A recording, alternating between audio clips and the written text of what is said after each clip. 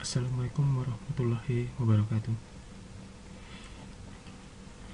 Selamat siang semuanya. Hari ini kita akan membahas tentang rotasi dari benda pejal ya, yang diputar pada sumbu, bisa sumbu X ataupun sumbu Z. Jadi judul kita di sini rotation of rigid object about a fixed axis.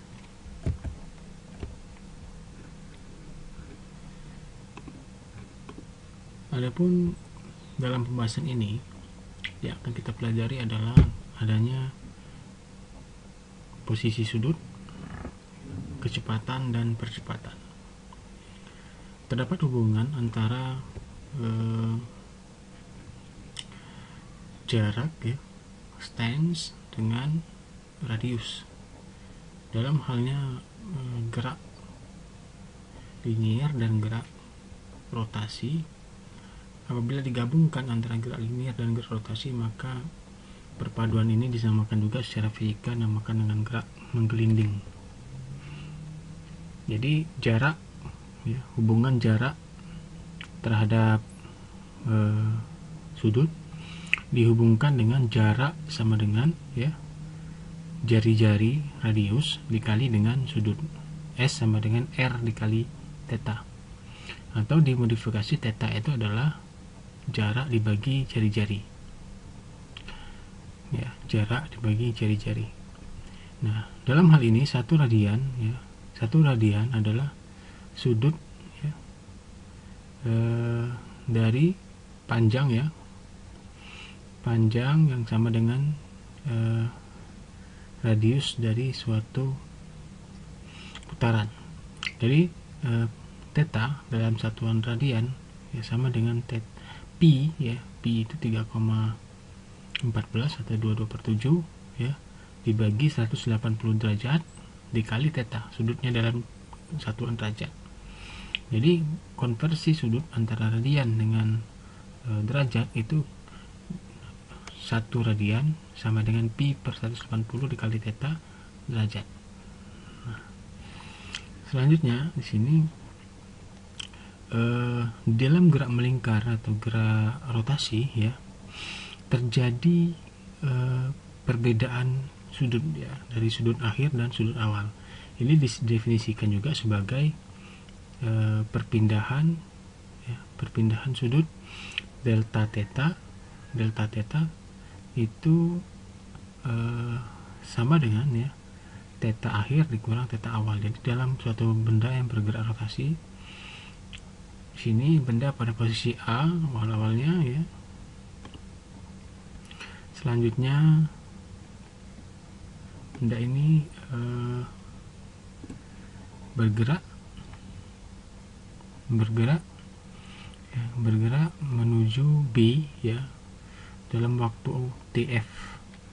Nah, dalam geraknya ini pada saat dia ada posisi A, dia memiliki sudut sebesar theta awal yaitu theta I ya.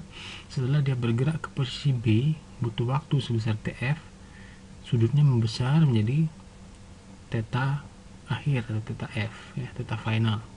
Nah, di sini theta final dengan theta awal ya, theta initial ya, itu bisa kita kurangi sehingga terdapatlah delta theta.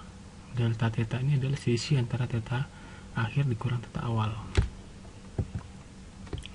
Nah, di sini kita juga bisa menentukan seberapa cepat suatu benda bergerak rotasi ya dengan mengetahui kecepatan sudut rata-rata. Ya.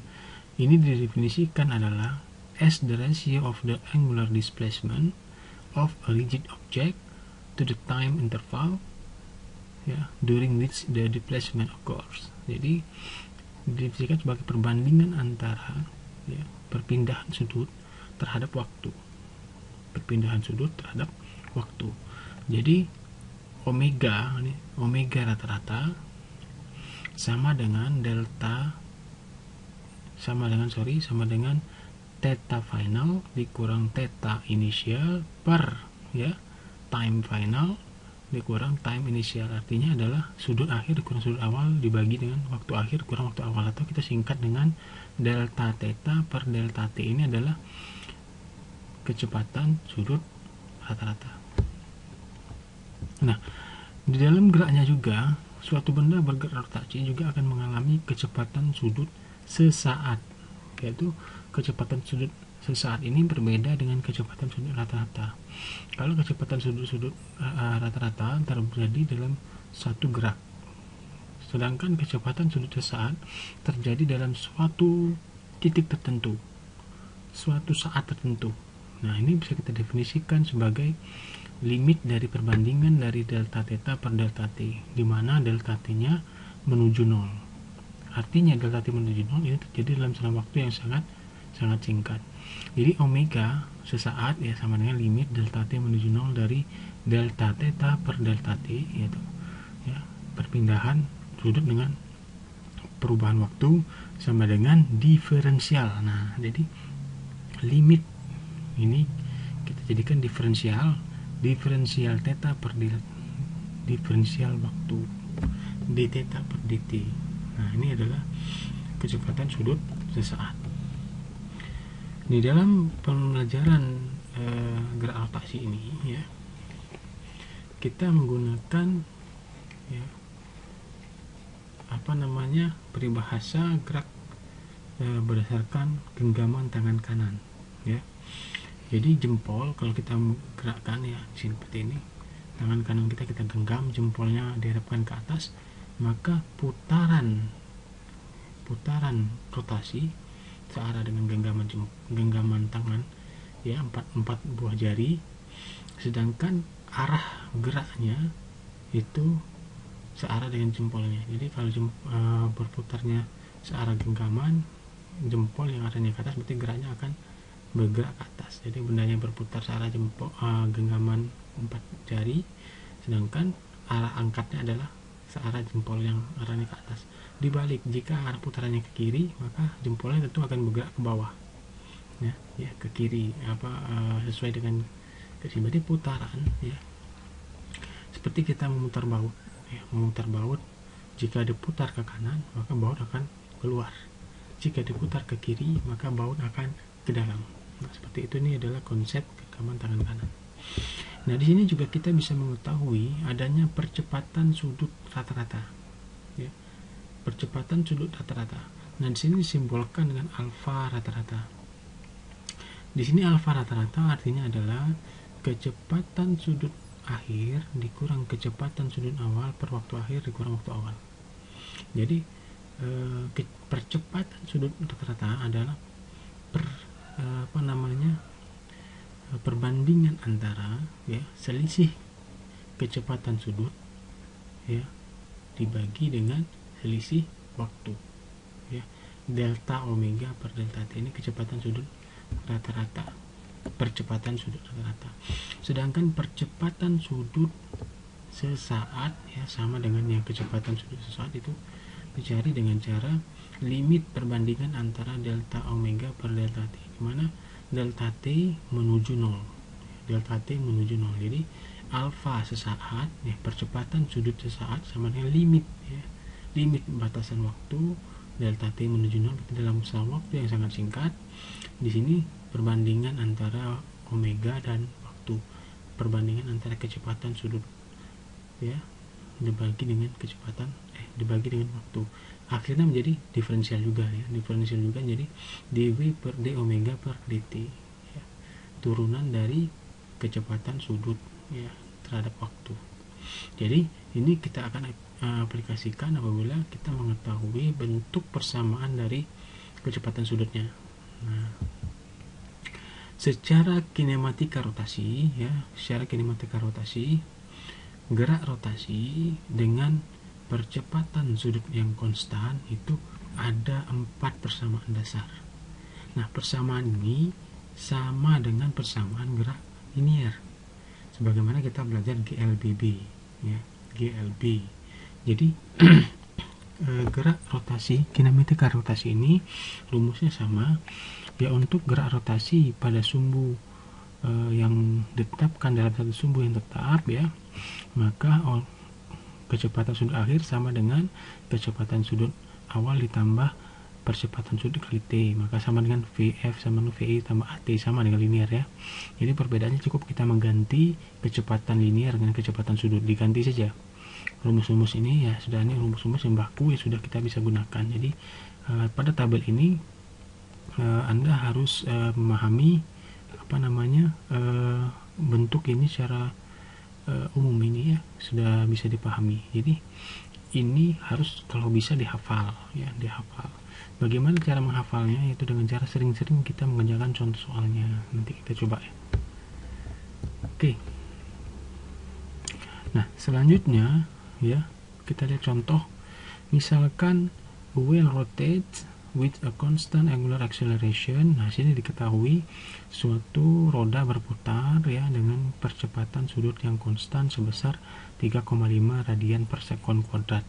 Nah, ini radian ini berarti sudut ya. Berarti di sini menunjukkan adanya percepatan sudut yang konstan sebesar 3,5 radian per sekon kuadrat. Nah, di sini jika if the angular speed of wheel 2 radian per second, berarti diketahui kecepatan sudutnya adalah 2 radian per detik at time initial equal 0 ya. Jadi pada waktu t sama dengan 0 ya, torque wedge angular displacement dash the wheel ya, the wheel rotate in 2 seconds. Jadi di sini ditanya berapakah perpindahan sudut yang terjadi dalam waktu 2 detik. Nah, yang ditanya adalah perpindahan sudut.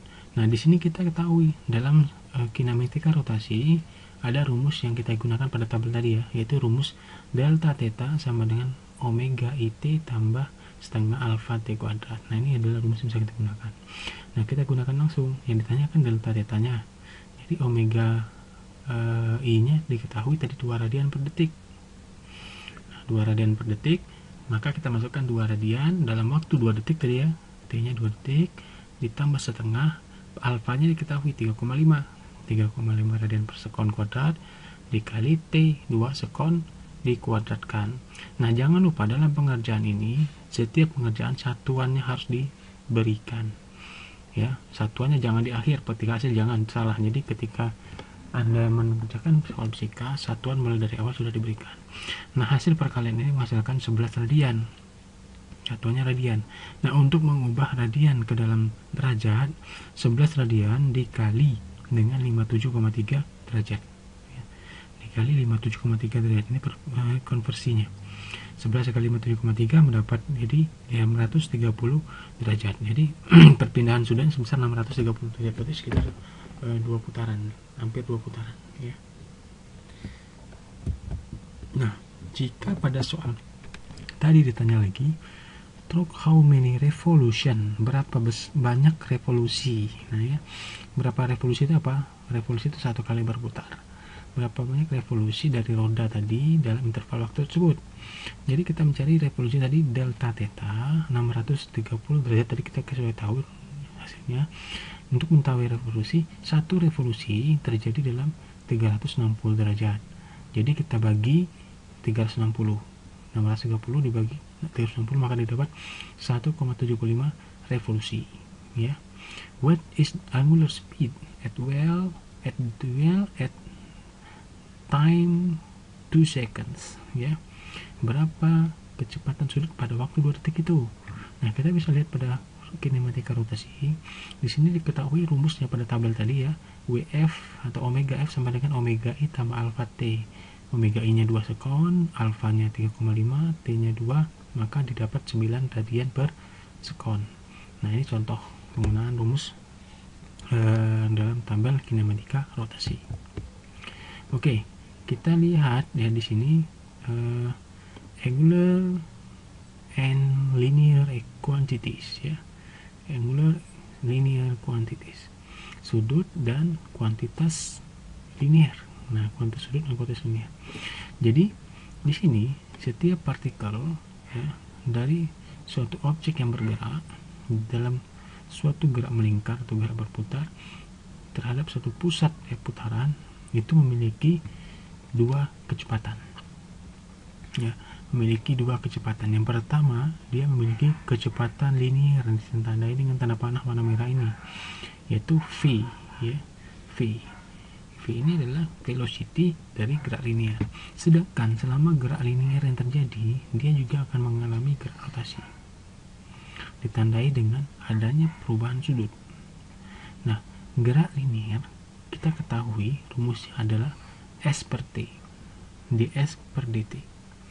Nah, di sini kita sudah mengetahui tadi bahwa ds itu adalah R dikali theta. ds itu sama dengan R dikali d theta. Maka kita pecah ds menjadi R dikali theta, maka d theta per dt ketemu, ya. D theta per dt ini adalah omega. Maka hubungan antara gerak linear dengan gerak rotasi dihubungkan V sama dengan R per omega. V sama dengan R dikali omega. Ya, ini hubungannya. Jadi gerak linear sama dengan radius dikali dengan kecepatan sudut, ya. Oke, kita lanjutkan lagi. Nah, kita lihat pada bagian ini, ya. Ada juga dinamakan dengan percepatan tangensial, ya. Percepatan tangensial adalah kecepatan dibagi waktu, ya. Kecepatan dibagi waktu. Nah, tadi kita sudah mengetahui bahwa kecepatan ini adalah R dikali omega, ya. Kecepatan R dikali omega, maka kita pecah menjadi dv kita ganti dengan R dikali omega, maka menjadi dv per dt menjadi R dikali d omega per dt. Nah, d omega per dt ketemu, ya, ketemu menghasilkan alfa. D omega per dt kan adalah alfa. D omega per dt adalah percepatan sudut. Maka percepatan tangensial sama dengan radius dikali dengan percepatan sudut. Nah, ya, percepatan sudut. Nah, sedangkan percepatan sentripetal dari rumus gerak rotasi kemarin kita sudah mengetahui bahwa V kuadrat per R. Ya. Nah, V ini adalah R kali omega. V adalah R kali omega. Ya. Karena V-nya kuadrat maka R kuadrat omega kuadrat. Nah, karena di bawah ada R kuadrat dibagi R tinggallah R1. Ya. Maka tinggal R-nya tinggal 1. Maka V kuadrat per R ini menjadi R dikali omega kuadrat. Nah, kita bisa mendapatkan dalam gerak menggelinding ini, percepatan total adalah, ya, akar dari percepatan tangensial kuadrat ditambah percepatan radial kuadrat, ya. Tangensial kuadrat ditambah dengan radial kuadrat, atau sama dengan kita pecah, tangensial kan adalah R kali alfa, ya. R kuadrat alfa kuadrat, radial R kuadrat omega kuadrat. Nah, ini adalah rumus dari percepatan dalam gerak rotasi. Oke. Nah, sekarang kalau kita lihat dalam kajian energi, ya, kajian energi kinetik gerak rotasi, jika massa suatu partikel I, ya, bermassa MI dan kecepatan tangensialnya adalah VI, maka energi kinetiknya sudah kita tahu setengah mv kuadrat. Oke. Ini untuk gerak linear setengah mv kuadrat. Nah, untuk energi total dari suatu benda yang bergerak rotasi, ya, itu adalah jumlah dari energi kinetiknya pada partikel tersebut. Jadi dijumlahkan dalam gerak rotasi, ya, maka KR sama dengan sigma dari K, sigma dari setengah mv kuadrat, ya, sigma dari setengah m kuadrat, setengah dari m r kuadrat omega kuadrat, karena V ini adalah R kali omega, maka dikuadratkan menjadi R kuadrat omega kuadrat. Nah, ini bentuk dari energi kinetik rotasi, ya, ini perlu diketahui. Nah, secara modifikasinya kita bisa menyederhanakan, ya, KR, ya, kinetik rotasi sama dengan setengah dari sigma mr kuadrat. Jadi ada R kuadrat omega kuadrat. Jadi kita satukan mr kuadrat ini adalah, mr kuadrat itu adalah inersia, ya, setengah sigma mr kuadrat omega kuadrat, mr sigma mr kuadrat ini adalah inersia, inersia itu adalah suatu sifat kelembaman, ya, suatu sifat kelembaman suatu objek dalam mempertahankan kondisinya, ya. Jadi inersia itu rentan terhadap jumlah massa, jadi ada hubungan antara inersia dengan massa. Jadi dalam gerak rotasi ini, inersia ini sama dengan sigma mr kuadrat.